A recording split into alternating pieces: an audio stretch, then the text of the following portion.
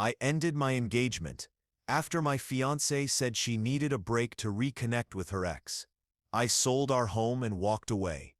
Hello everyone. After what feels like forever, I, a 27-year-old male, decided it was time to share what has been happening in my life. Until recently, I believed I was marrying the love of my life, Tessa, a 26-year-old female. We had been together for 4 years, and for most of that time, I thought we were steady. Now I sit here questioning why I did not notice the signs earlier. Tessa and I first met at a birthday party through a mutual friend.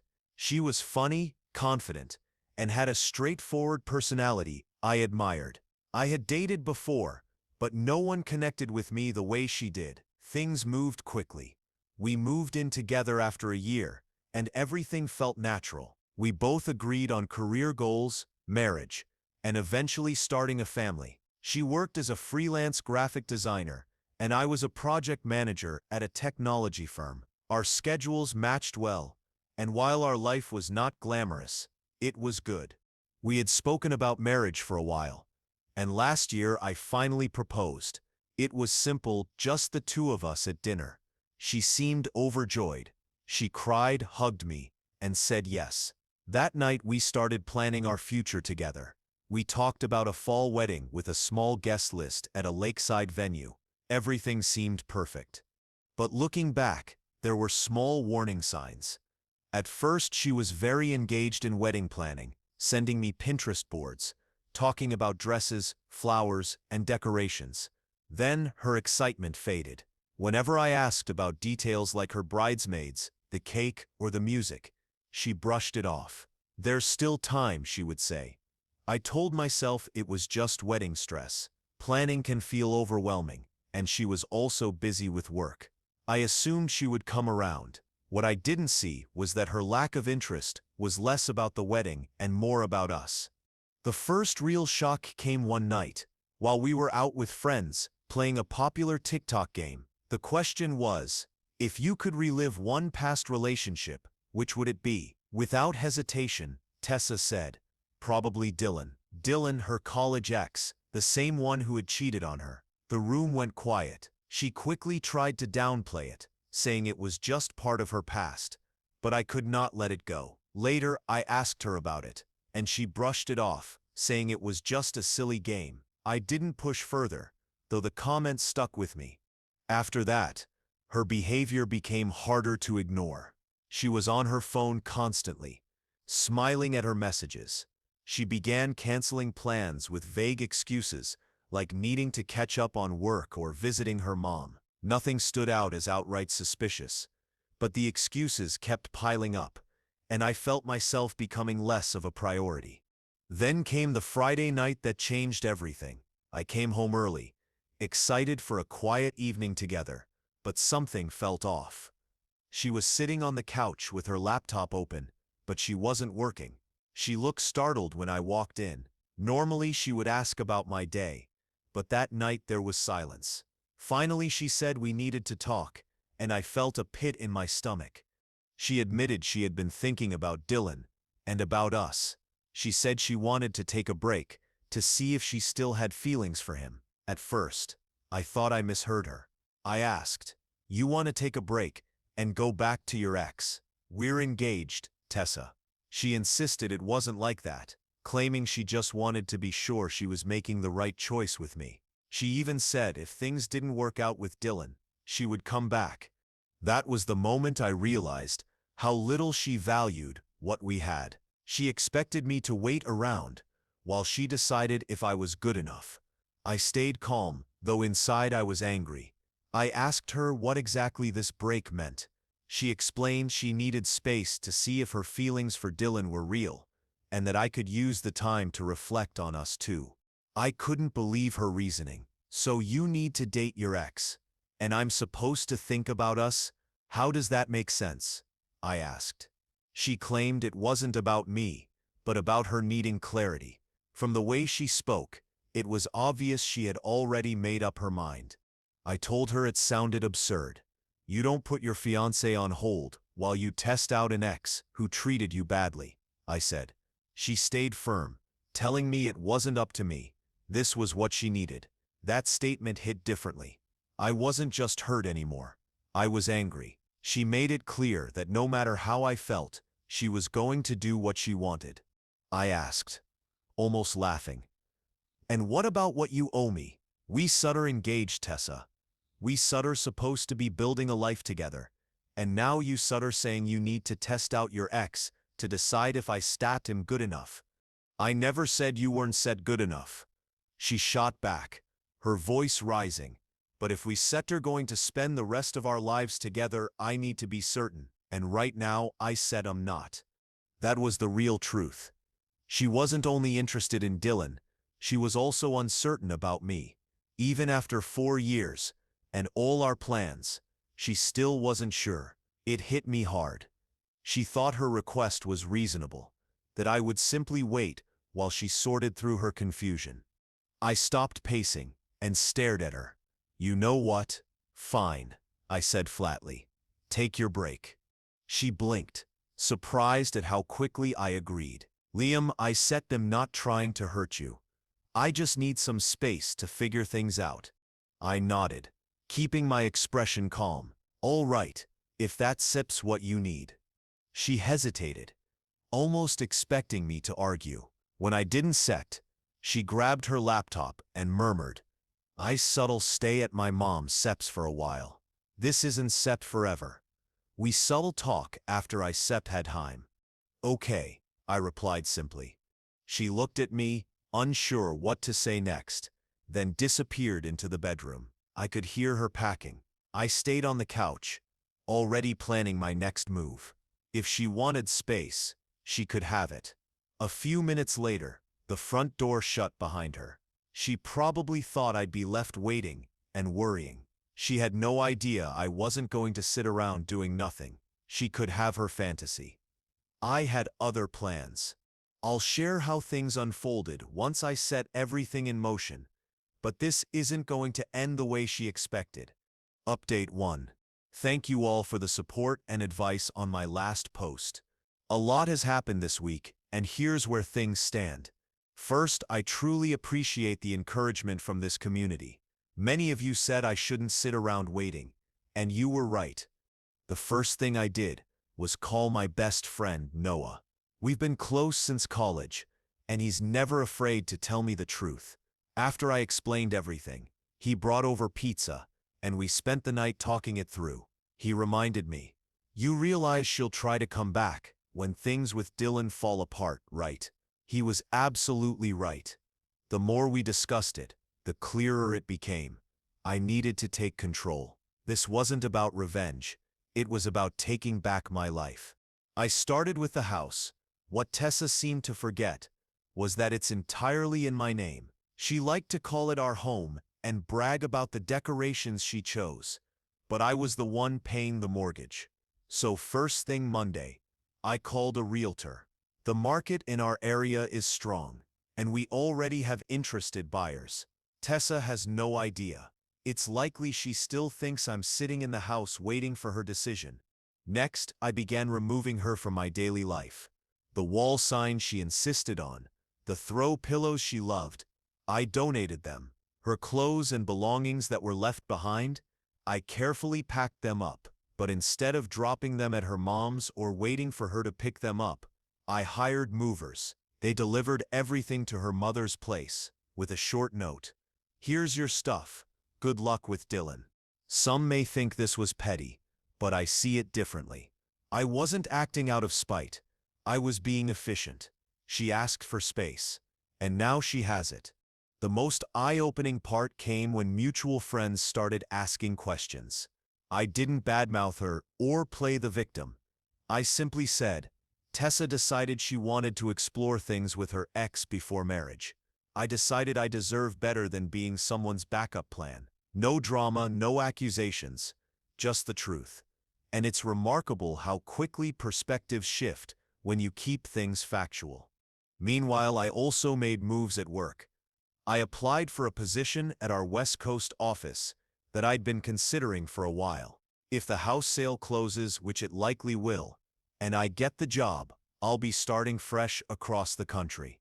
Tessa, of course, started reaching out. At first, it was casual texts like, "Hope you're doing okay." Then, as she realized I was making real changes, the messages grew more urgent. She panicked when her mother told her the boxes had arrived. She called, asking, "What are you doing? Why are you acting like this is over?" I kept it simple, because it is. "Tessa, you made your choice, and now I set making mine." She started crying, insisting she only wanted time to figure things out and that I was rushing. She said this wasn't sept what she meant when she asked for a break. I asked her directly, "Did you really think I sit here waiting while you tested your ex? That sep's not how this works." Through tears, she said, "But what if I realize you stir the one I want? Then you'll learn not to take people for granted," I replied, before ending the call. Here's the thing. I'm not upset anymore. I feel free. Every step I take, every box I pack, feels like I'm reclaiming parts of myself I hadn't realized I'd lost. When Noah came by again to help with packing, he noticed it too. "You seem different, more focused," he said. And he's right. When Tessa first told me she wanted to explore things with Dylan, I thought my world was ending. Now I realize it wasn't my world collapsing. It was the illusion I'd been living in finally breaking apart. I have more updates to share soon. But for now, I'll say this. Sometimes the best response to being treated like an option is to remove yourself from the list altogether. Update 2. Thanks again for all the feedback on my last update. Things have escalated. And here's the latest. Remember the West Coast position I mentioned? I got it. The timing couldn't be better. The house is under contract and closing next month.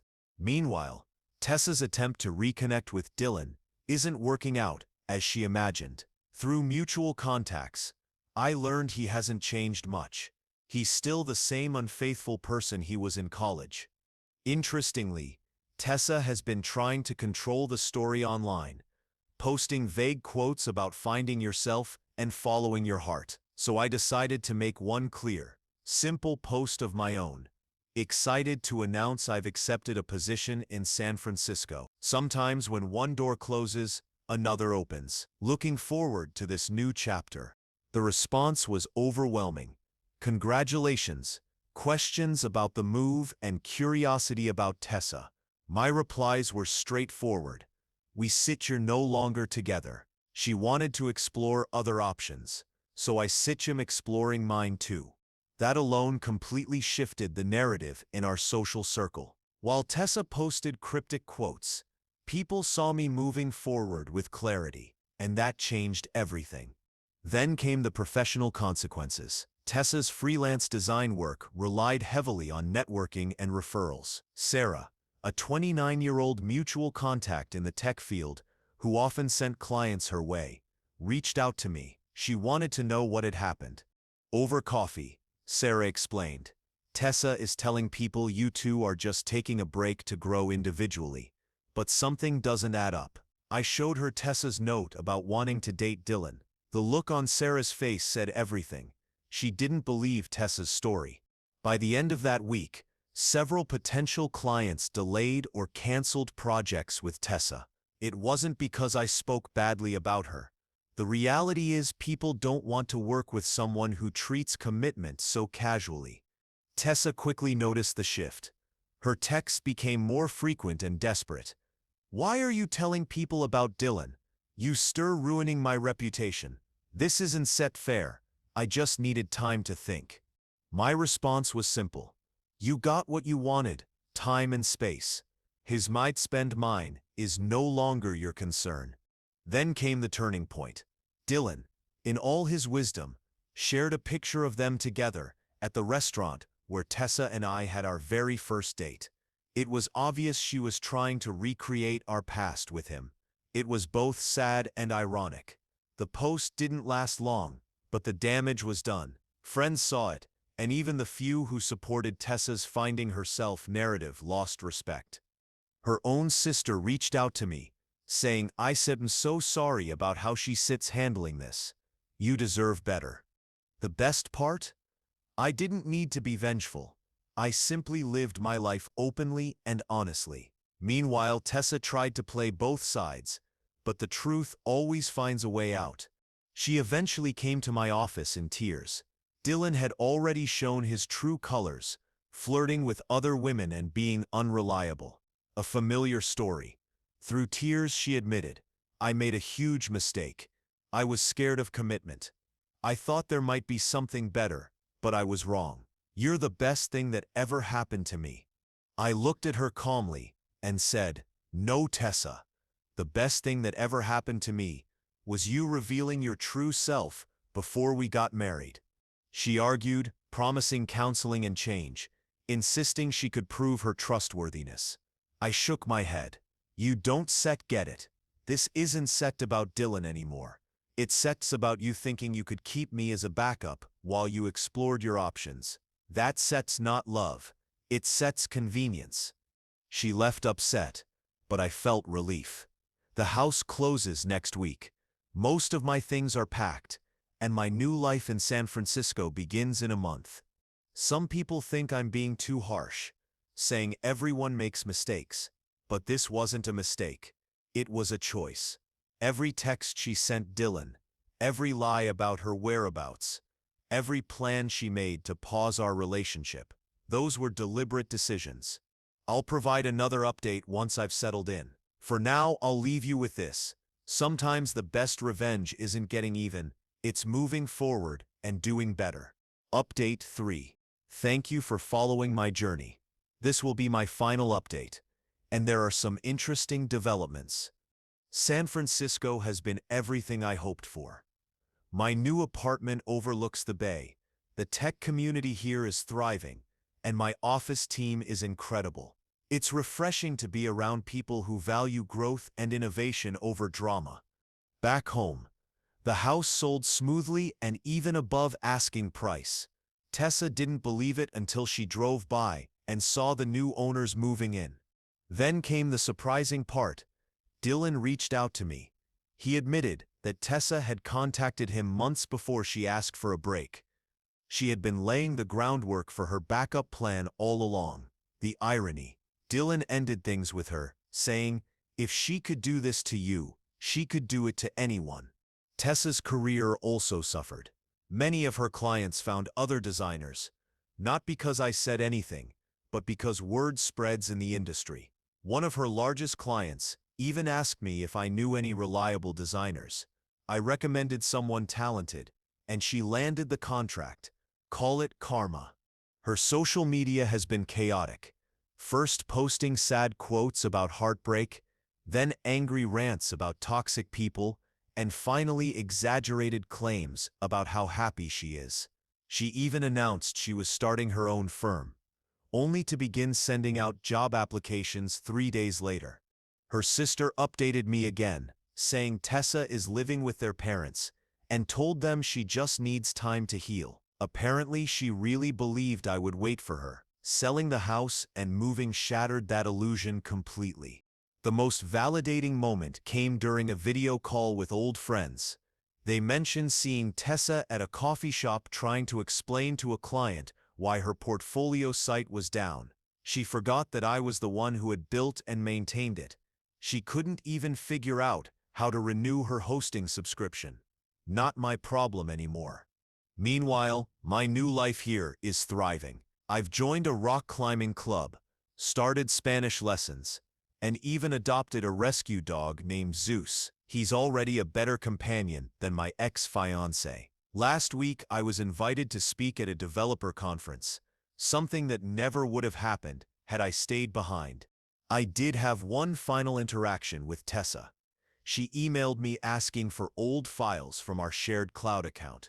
I had already downloaded what I needed and closed it weeks earlier. Her email said, "I know you're trying to erase me, but you can't delete our memories. Those 4 years meant something." My reply was simple. You set right. They taught me what I don't want in a partner. Thanks for the lesson. Some mutual friends think I'm being harsh and should be more forgiving of her moment of confusion. But it wasn't a moment. It was a series of deliberate choices, all while keeping me as her safety net. The biggest lesson I've learned. Sometimes the worst experiences lead to the best outcomes. If Tessa hadn't revealed her true nature, I might have married her and discovered all this years later, possibly with children involved. Instead, I'm in a new city, with a great job, new friends, and a hopeful outlook. The pain of betrayal has been replaced with gratitude for the bullet I dodged. To anyone going through something similar, when someone shows you who they are, believe them the first time. Don't wait for them to change. Life is too short to be anyone's backup plan. Sometimes the best thing you can do is walk away and create something better for yourself. That's it for now. This chapter of my life has officially ended, and I couldn't be more excited about what's next. Thank you all for your support along the way. If you haven't subscribed yet, please do so, and hit the notification bell to stay updated with more real-life stories happening around you.